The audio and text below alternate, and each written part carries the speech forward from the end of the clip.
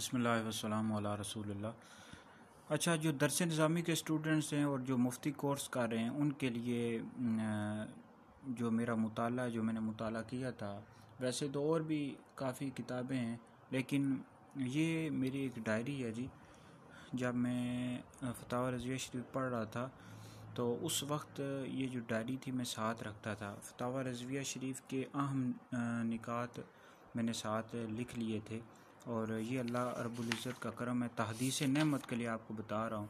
अब ये देखें, हर चीज़ यहाँ पर मैंने लिखी हुई है कि क़ियास की तारीफ़ क्या है, फिर इस तरह बिदअत आराम किसे कहते हैं, बिदअत मुस्तहब्बा किसे कहते हैं। इन सारी चीज़ें मैंने, ये वो चीज़ें जो फतावा रज़विया शरीफ से मैंने लिखी हुई, ये अल्लाह का करम है।